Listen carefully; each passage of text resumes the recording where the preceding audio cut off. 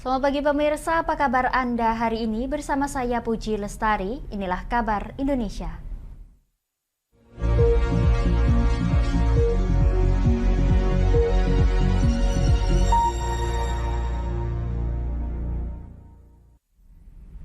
Pemirsa, petugas gabungan dari Kantor Pelayanan Utama Bea dan Cukai Bandara Internasional Soekarno-Hatta menggagalkan penyelundupan benih lobster senilai 5,3 miliar rupiah dengan tujuan ke Singapura. Dalam hal ini, Kantor Bea Cukai Soekarno-Hatta menyebut telah menangkap 1 orang terkait dugaan penyelundupan benih lobster.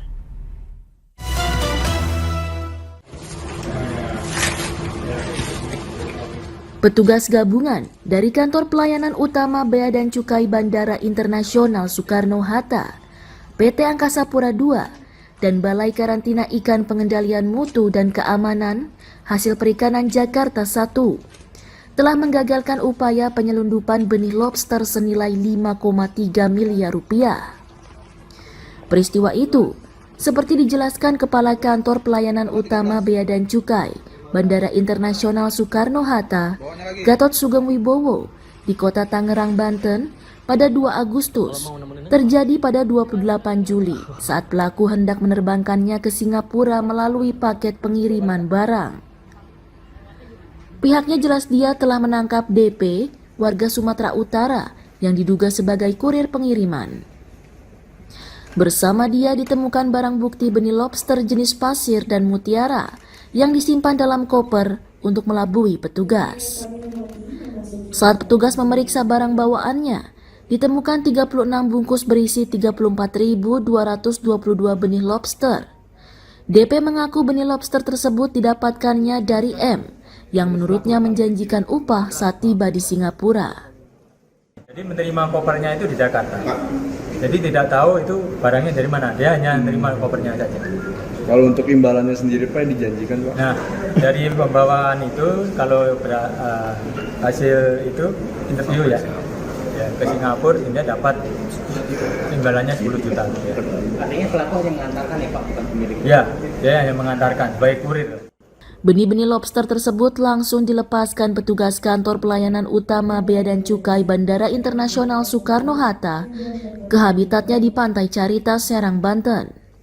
Sementara DP dijerat pasal 102A Undang-Undang Nomor 17 Tahun 2006 tentang kepabeanan dengan ancaman hukuman 10 tahun penjara dan denda sebesar 5 miliar rupiah. Pemirsa, Ditjen Imigrasi Kementerian Hukum dan Hak Asasi Manusia mengungkap kasus dugaan percobaan penyelundupan manusia yang dilakukan oleh tersangka ODG. Modus yang dilakukan tersangka yaitu menggunakan cap keimigrasian palsu untuk membantu pengurusan visa Amerika Serikat.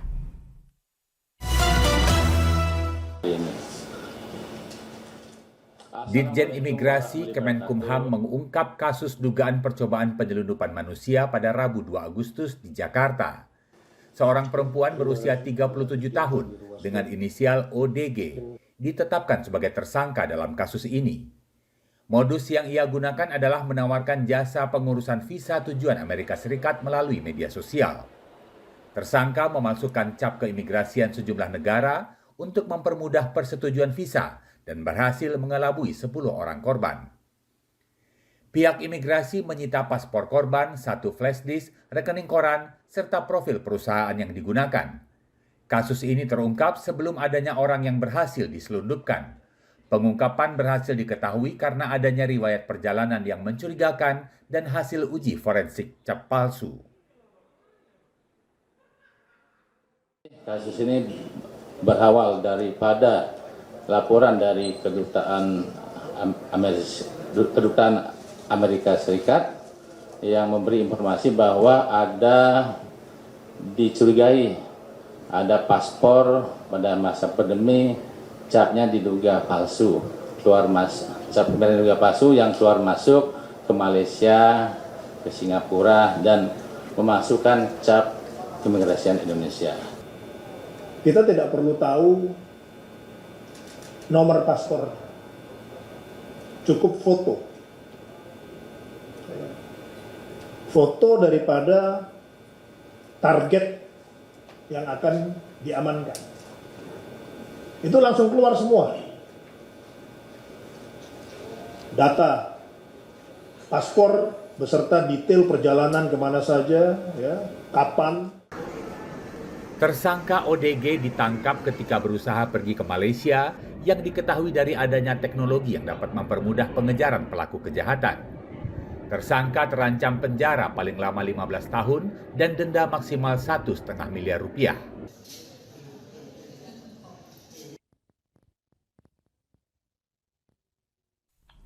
Pemirsa, PT Kereta Api Indonesia Daerah Operasional 2 Bandung akan memberi sanksi bagi penumpang yang sengaja turun melebihi relasi yang telah tertera di tiket mulai 3 Agustus 2023. Sanksi diberikan berupa denda sebesar 2 kali lipat dari harga tiket, serta tidak diperkenankan naik kereta api dalam jangka waktu tertentu apabila denda tidak dibayar.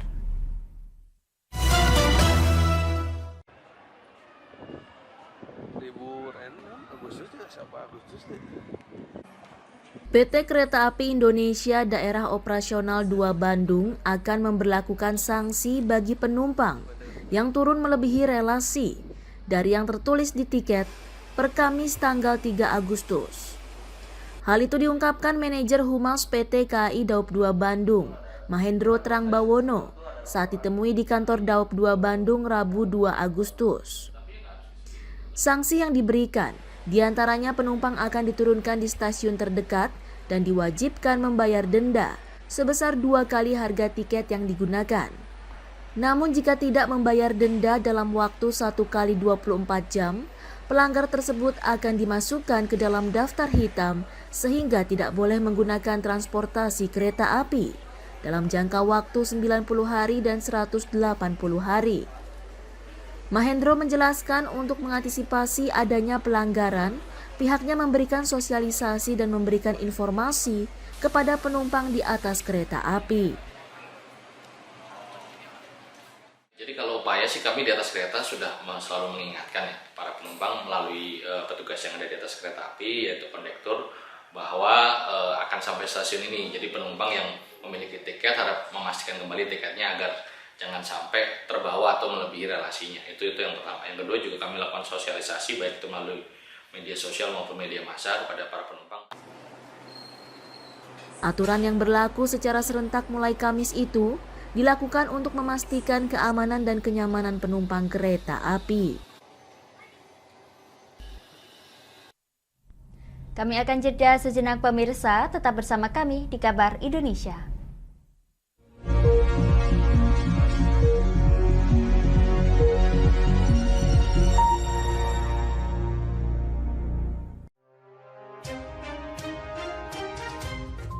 Inilah ketiga anggota komplotan pencuri spesialis pecah kaca mobil setelah melakukan penggelapan 20 sepeda motor dan 2 unit mobil dengan modus retard.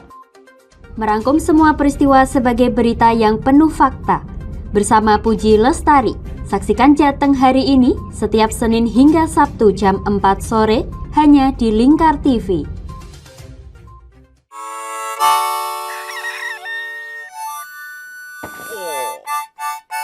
Selamat pagi, Patrick. Selamat pagi, SpongeBob. Apa kalian dua orang bodoh bisa diam? Menemani hari Minggu adik-adik dengan kartun-kartun kesayangan. Patrick, sanjunglah konsumen, buat dia merasa senang. Halo, hai sayang. Inilah Dunia Anak setiap hari Minggu jam 7 pagi sampai jam 11 siang hanya di Lingkar TV.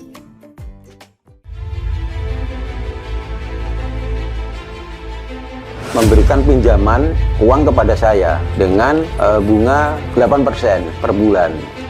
Membedah opini narasumber, menggali lebih dalam untuk mendapatkan perspektif baru yang lebih faktual. Masalahnya, nota perbaikan kapal itu semua ada di saya. Kenapa Tomo bisa menunjukkan? Demi mendapatkan informasi yang solutif dan terpercaya dalam Bedah Opini. Setiap Rabu jam 11 siang hanya di Lingkar TV. Bersama saya Galus Karkinanti dalam Sapa Jateng Lingkar TV. Melintas di daerah Sukolilo dikejar sama petugas bea cukai, ketangkap. membahas dan menyuguhkan beragam potensi dari berbagai daerah di Jawa Tengah, ditemani narasumber-narasumber handal di bidangnya. Pencegahan dari awal mulai dari perilakunya, perilaku hidup bersih sehatnya juga harus dijaga seperti itu. Kami siap menyapa Anda dalam Sapa Jateng. Setiap Selasa jam 11 siang, hanya di Lingkar TV.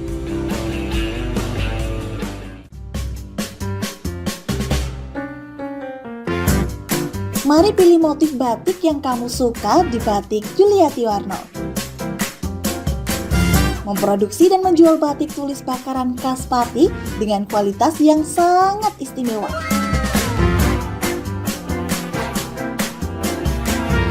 Cocok buat oleh-oleh, seserahan, bahkan untuk baju nikahan loh.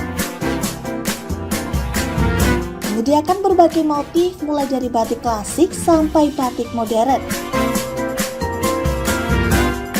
Ayo borong segera Batik Yuliati Warno.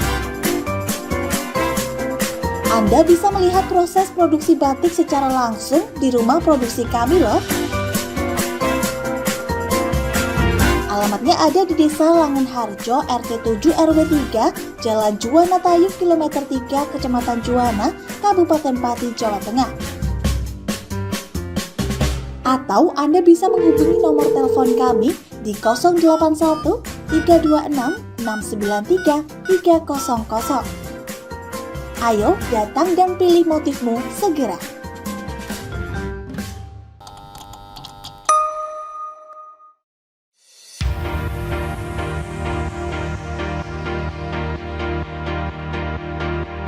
Wah, di Pati ada kedai yang nyaman dan estetik buat nongkrong bareng Besti.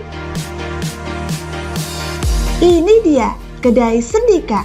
Alamatnya ada di Gang 2 Sarirejo, Kecamatan Pati, Kabupaten Pati, Jawa Tengah.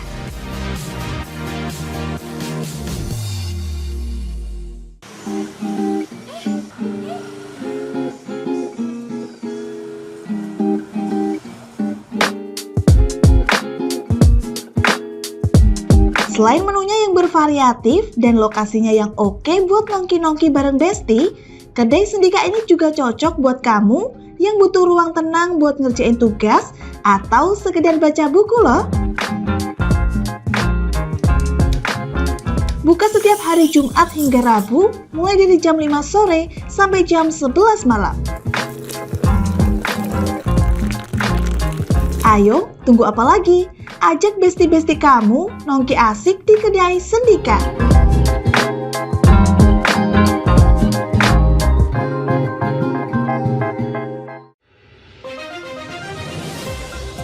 Modus kedua pelaku ini berpura-pura kehabisan bahan bakar kendaraan. Setelah pelaku dibantu, mereka kemudian melakukan kekerasan dan mengambil paksa sepeda motor korban. Saat tiba di lapangan terbang Okbab, rombongan langsung dihadang 5 orang yang mengaku sebagai anggota KKB.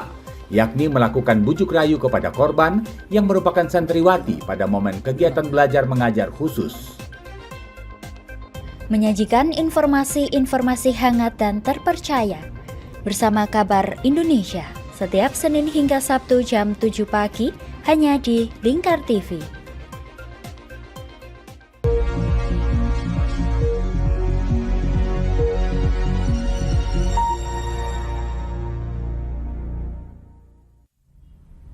Anda masih menyaksikan Kabar Indonesia pemirsa. Kondisi cuaca yang kering menyebabkan kebakaran lahan kerap terjadi di beberapa wilayah di Kota Palangkaraya, Kalimantan Tengah. Dalam mengatasi hal tersebut, BPBD Kota Palangkaraya meminta tambahan 150 personil gabungan Karhutla kepada pemerintah kota setempat.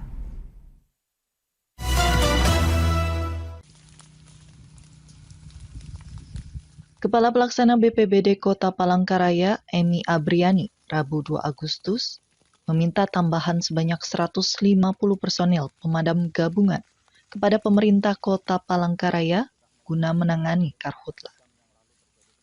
Hal tersebut lantaran cuaca panas yang terjadi, ditambah angin kencang, hingga membuat titik kebakaran bermunculan di beberapa lahan milik warga di wilayah Kota Palangkaraya, Kalimantan Tengah. Setidaknya pada hari yang sama, bahkan tercatat ada 4 lokasi kebakaran lahan, Kecamatan Sebagau dan Kecamatan Jekan Raya. Untuk jumlah kebakaran sampai dengan tanggal 2 Agustus ini semuanya sudah berjumlah 87 kali kejadian karhutla di Kota Palangkaraya dengan luas lahan yang terbakar kurang lebih 46 hektar. Jadi saat ini sedang kita ajukan kepada pimpinan Bapak Wali Kota untuk mengajukan personil tambahan. Personil yang akan ditambah adalah sebanyak 150 orang. Jelasnya personil tambahan itu sangat diperlukan dalam melakukan pemadaman. Ia pun berkeyakinan apabila sumber daya manusia bertambah, maka upaya penanganan karhutla dapat lebih cepat teratasi. Pemirsa, induk holding BUMN Farmasi Bio Farma bekerjasama dengan perusahaan multinasional MSD meluncurkan Nusagard. Nusagard ini adalah vaksin human papillomavirus atau HPV 4 valen yang diproduksi oleh perusahaan farmasi dalam negeri.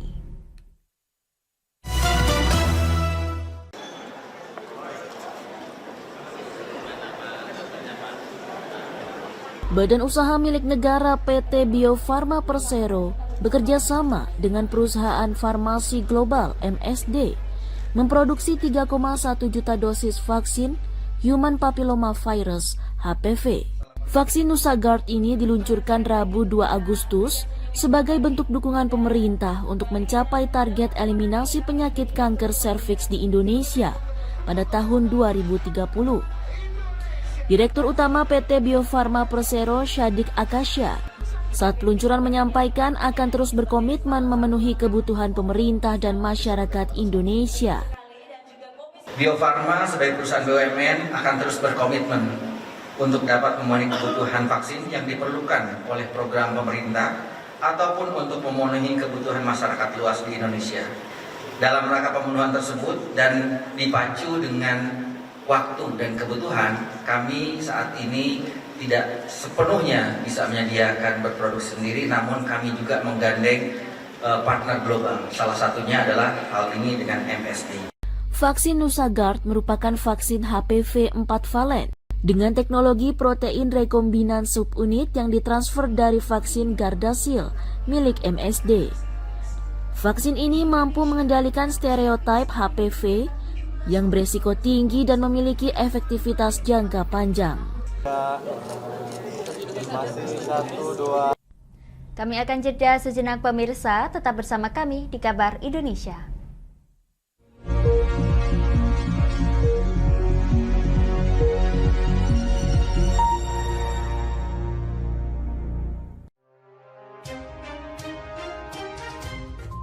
Inilah ketiga anggota komplotan pencuri spesialis pecah kaca mobil setelah melakukan penggelapan 20 sepeda motor dan 2 unit mobil dengan modus retard. Merangkum semua peristiwa sebagai berita yang penuh fakta. Bersama Puji Lestari, saksikan Jateng hari ini setiap Senin hingga Sabtu jam 4 sore hanya di Lingkar TV.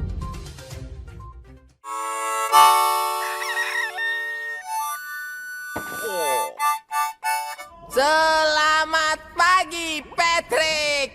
Selamat pagi, SpongeBob. Apa kalian dua orang bodoh bisa diam? Menemani hari Minggu adik-adik dengan kartun-kartun kesayangan. Patrick, sanjunglah konsumen. Buat dia merasa senang.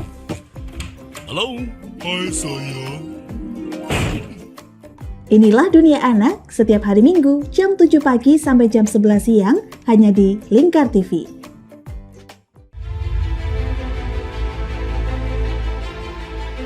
Memberikan pinjaman uang kepada saya dengan bunga 8% per bulan. Membedah opini narasumber, menggali lebih dalam untuk mendapatkan perspektif baru yang lebih faktual. Masalahnya, nota perbaikan kapal itu semua ada di saya. Kenapa Tomo bisa menunjukkan? Demi mendapatkan informasi yang solutif dan terpercaya dalam Bedah Opini. Setiap Rabu jam 11 siang hanya di Lingkar TV. Bersama saya Galus Karkinanti dalam Sapa Jateng Lingkar TV. Melintas di daerah Sukolilo dikejar sama petugas bea cukai, ketangkap. Membahas dan menyuguhkan beragam potensi dari berbagai daerah di Jawa Tengah ditemani narasumber-narasumber handal di bidangnya. Pencegahan dari awal mulai dari perilakunya, perilaku hidup bersih sehatnya juga harus dijaga seperti itu. Kami siap menyapa Anda dalam Sapa Jateng. Setiap Selasa jam 11 siang hanya di Lingkar TV.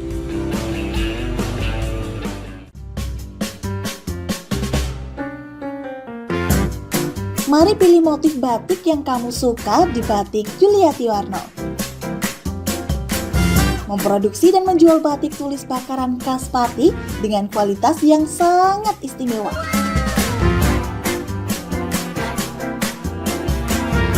Cocok buat oleh-oleh, seserahan, bahkan untuk baju nikahan loh.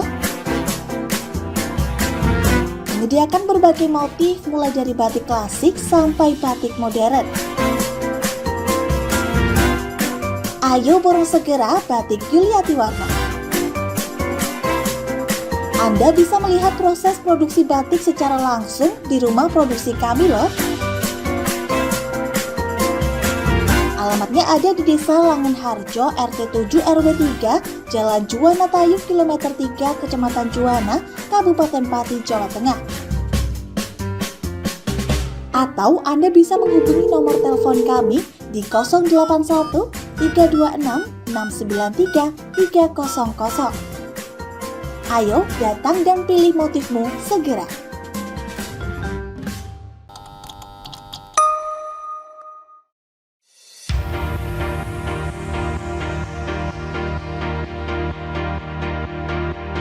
Wah, di Pati ada kedai yang nyaman dan estetik buat nongkrong bareng Besti. Ini dia, Kedai Sendika. Alamatnya ada di Gang 2 Sarirejo, Kecamatan Pati, Kabupaten Pati, Jawa Tengah.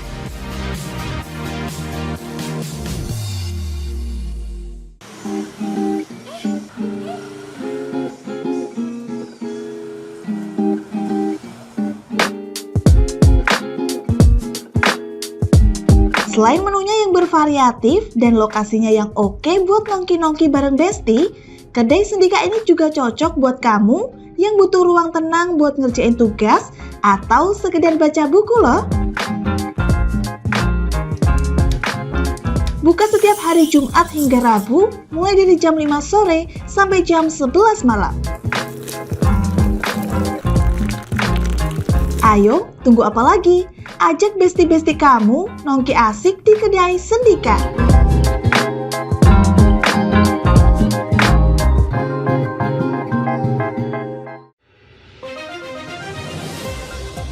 Modus kedua pelaku ini berpura-pura kehabisan bahan bakar kendaraan.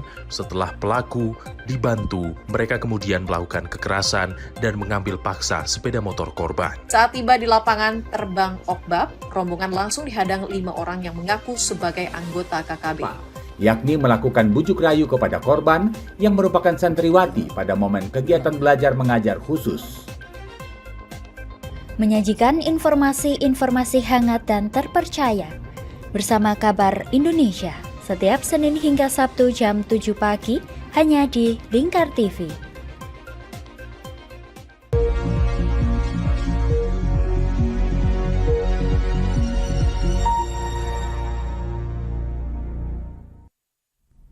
Pemirsa, kepada peserta Meeting of Governors and Mayor of Asian Capital and Asian Mayor Forum in Jakarta, penjabat atau PJ Gubernur DKI Jakarta Heru Budi Hartono mengatakan bahwa Jakarta masih tetap berstatus daerah khusus setelah Ibu Kota Indonesia berpindah ke Ibu Kota Nusantara.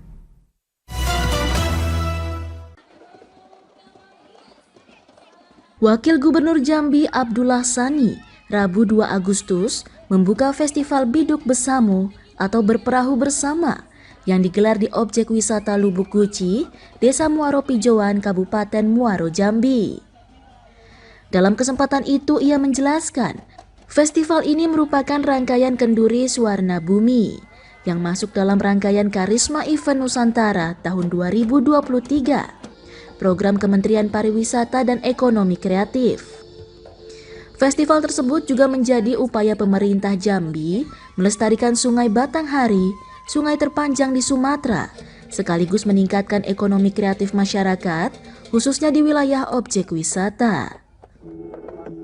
Selain itu, Festival ini juga menjadi momentum menguatkan kesadaran masyarakat dalam melestarikan lingkungan, budaya, dan kearifan lokal, seraya menggali budaya warisan leluhur yang belum mengemuka. Ini adalah tidak kalah pentingnya penelusur ini adalah menelusuri berbagai budaya. Budaya kita tahu ada yang benda, ada yang benda. Kita akui sajalah bahwa masih banyak dari Batanghari yang sebelah para suku Macan ini masih banyak mungkin budaya-budaya yang diwariskan oleh para nenek moyang kita belum tergali. Festival Bebiduk Besamo berlokasi di objek wisata Lubuk Kuci, Desa Muaro Pijoan, Kabupaten Muaro Jambi. Lubuk atau aliran sungai di kawasan tersebut merupakan lubuk larangan. Masyarakat dilarang menangkap ikan sebelum waktunya.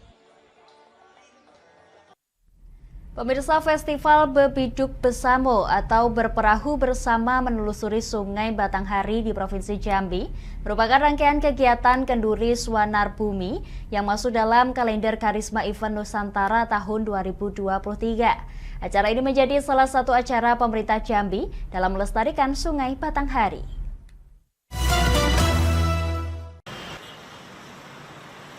Indonesia akan segera memindahkan ibu kota negaranya ke Ibu Kota Nusantara atau IKN di Penajam Pasir Utara, Kalimantan Timur. Walaupun begitu, Jakarta akan tetap berstatus sebagai daerah khusus. Hal itu menjadi salah satu hal yang diungkapkan penjabat Gubernur DKI Jakarta, Heru Budi Hartono, dalam pertemuan dengan para kepala daerah ibu kota negara-negara ASEAN saat konferensi pers penutupan Meeting of Governors and Mayors of ASEAN Capitals atau MGMAC dan ASEAN Mayors Forum atau AMF di Jakarta pada 2 Juli. Walaupun dia tidak menjabarkan secara rinci bentuk kekhususan dari Jakarta setelah tidak lagi menjadi ibu kota negara. Di hadapan peserta MGMAC dan AMF 2023 pun, dia menayangkan video promosi pembangunan IKN Nusantara agar semua mengetahui rencana pemerintah Indonesia yang terus membuat pembaruan terhadap kota baru, tidak hanya di Jakarta. Dan kami sampaikan bahwa ketika ibu kota sudah pindah ke IKN, DKI Jakarta masih tetap kekhususan dan DKI Jakarta bagian dari MGMAC selanjutnya sebagai kota inisiasi kota inisiator. Sehari sebelumnya, Sekretaris Daerah DKI Jakarta Joko Agus Setiono menyebut, setelah ibu kota negara pindah ke IKN, Jakarta kemungkinan akan lebih ke arah kota jasa. Untuk menuju ke sana, pihaknya akan mempersiapkan segala macam infrastruktur dan tengah mengembangkan transformasi digital dalam bentuk Jakarta Smart City. Demikian kabar Indonesia pemirsa, nantikan kabar Indonesia selanjutnya hanya di Lingkar TV. Saya Puji Lestari pamit dari hadapan Anda, selamat melanjutkan aktivitas Anda, selamat pagi dan sampai jumpa.